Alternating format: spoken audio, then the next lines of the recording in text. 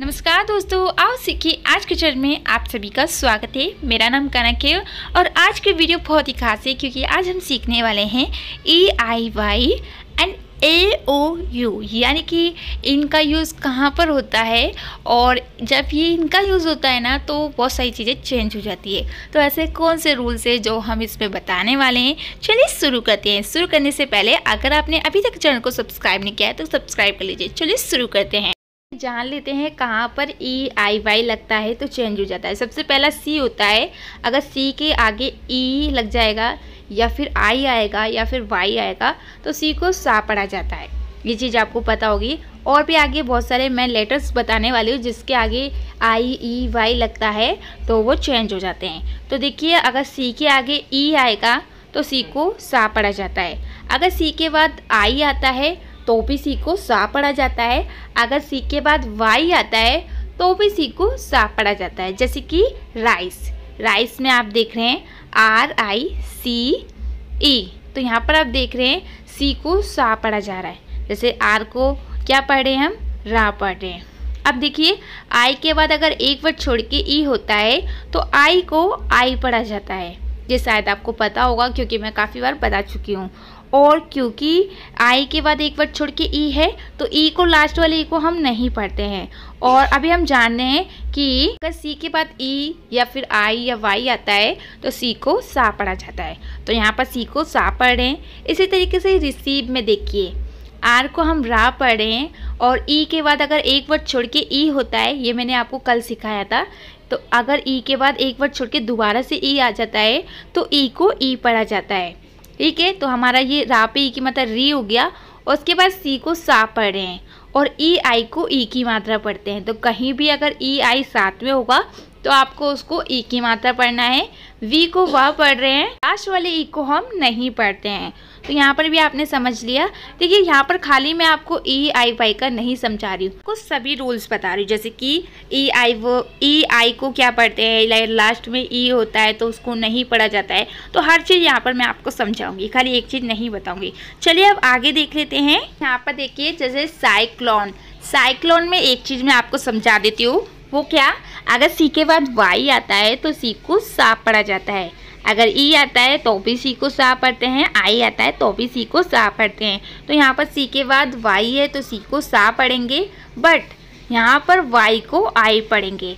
तो ये चीज़ याद रखिएगा कि Y को I या फिर E पढ़ा जाता है अगर वो बीच में होता है। अगर शुरू में Y होगा तो आपको या पढ़ना है, अगर वो शुरू में नहीं है तो बाकी जगह सब जगह आपको I पढ़ना है। तो यहाँ पर आपने Y को I पढ़ा, उसके बाद C को आधा का इसलिए पढ़े हैं क्योंकि उसके बाद कोई मात्रा नहीं है, डायरेक्ट L आ गया है। ठीक है, उसके बाद L को ला पढ़े हैं और O को O की मात्रा और N को ना पढ़ें और लास्ट वाले E को हम नहीं पढ़ते हैं। बस कुछ ही ऐसे होते हैं जहाँ पर हम पढ़ते हैं।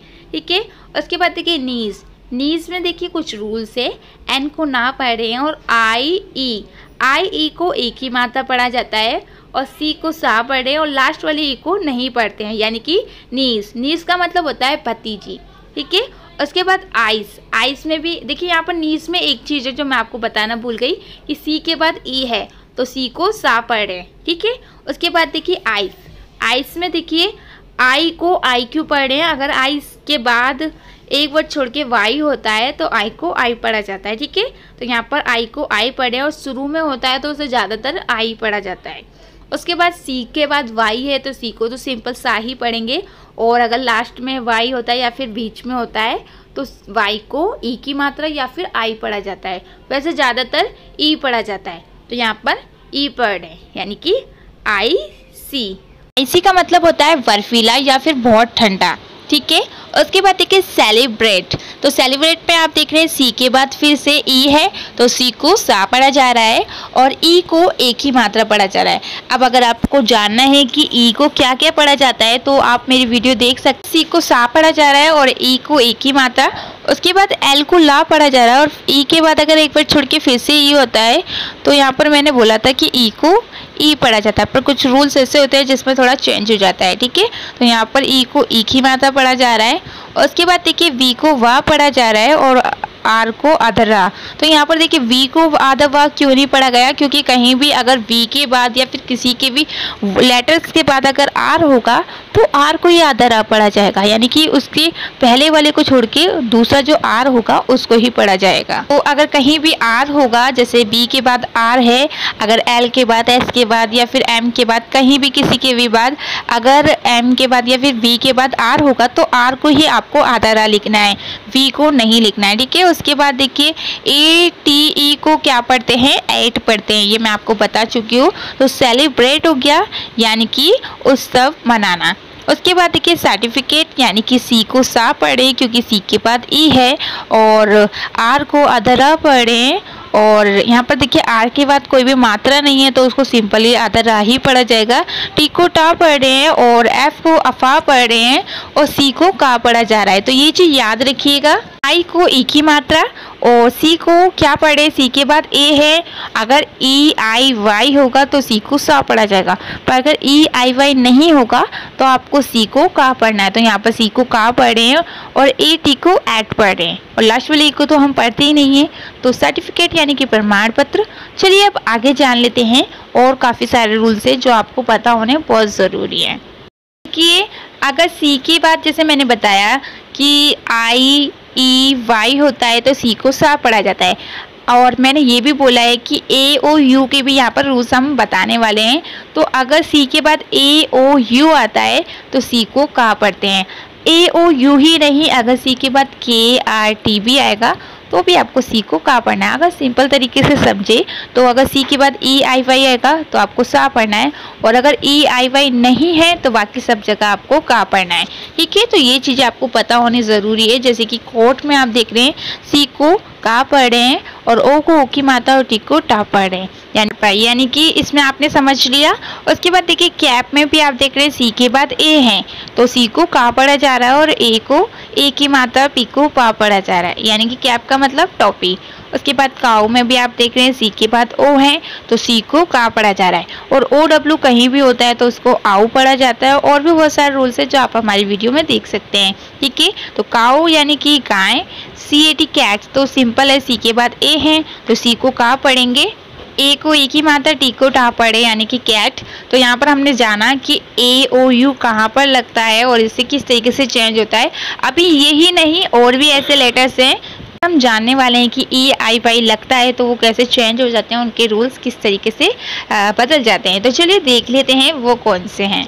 देखिए हमने बताया कि अगर सी के बाद ई आई वाई आता है तो सी को सा पढ़ा जाता है। इसी तरीके से अगर एस और सी के बाद ई आई वाई आता है तो भी सी को, यानी कि सी को नहीं एस सी को सा पढ़ा जाता है। तो ये चीज़ें हमें नहीं पता होती, तो कहीं भी अगर एस और सी साथ में आएगा तो खाली आपको उसको सा पढ़ना है।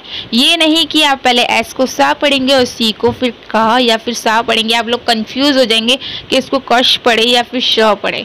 तो अगर सी के बाद ई आई वाई आ रहा है तो आपको इसको शा पढ़ना है, अगर नहीं है तो उसके लिए अलग है जो मैं आपको आगे बताने वाली हूँ। तो कुछ एग्जाम्पल देख लेते हैं, जैसे कि साइंस में आप देख रहे हैं एस सी आई, तो यहाँ पर इसको क्या पढ़े हैं, इसको पढ़े हम सी एस सी को हम सा पढ़े हैं और ई आई को हम यहाँ पर आई पढ़े हैं। एन को अदर ना पढ़ें क्योंकि उसके बाद कोई भी मात्रा नहीं है, डायरेक्ट सी आ गया है, ठीक है। उसके बाद सी के बाद अगर ई होता है तो सी को सा पढ़ते हैं और लास्ट वाले ई को नहीं पढ़ते हैं। उसके बाद काफ़ी सारे रूल्स है ताकि आपको समझ में आए। साहित्य में आप देख रहे हैं सी और एस सी को सा पढ़े क्योंकि एस सी के बाद वाई है, आई होता है तो भी हम एस सी को सा पढ़ते हैं। तो यहाँ पर एस सी को सा पढ़ा और वाई को यहाँ पर हम आई पढ़े। तो मैंने आपको बताया है कि या तो वाई को ई पढ़ते हैं या फिर आई पढ़ते हैं, ठीक है। उसके बाद टी एच को दा पढ़े, अगर टी एच के बाद ई होता है तो टी एच को दा पढ़ा जाता है और लास्ट वाले ई को तो हम पढ़ते ही नहीं है तो इसको पढ़ा जा रहा है साहित्य, ठीक है। कैप्टिव में एस सी को शाह नहीं पढ़ा जा रहा है, तो शाह क्यों नहीं पढ़ा जा रहा है, सिर्फ एक ऐसा है यही है जहाँ पर अगर ई आता है तो उसको शाह नहीं पढ़ा जाता है। अभी हम जानने वाले हैं कि अगर एस सी के बाद आई वाई ई नहीं होगा तो उसको क्या पढ़ा जाता है। चलिए आगे देख लेते हैं और इसके रूल्स जान लेते हैं। जैसे कि मैंने आप लोगों को बताया कि अगर एस सी के बाद आई वाई ई आता है तो उसको सा पढ़ा जाता है। पर क्या आप जानते हैं जैसे आई वाई ई के बाद आने के बाद यानी कि उसको चेंज हो जाता है लेटर्स, तो इसी तरीके से अगर ए ओ यू कहीं भी लगता है तो भी चेंज हो जाता है। जैसे कि एस सी के बाद अगर ए आएगा तो आपको उसको सा नहीं, उसको आपको शक पढ़ना है। इसी तरीके से अगर ओ आएगा तब भी उसको शक पढ़ना है, यू आएगा तब भी आपको उसको शक पढ़ना है। यकीन नहीं हो रहा, चलिए देख लेते हैं।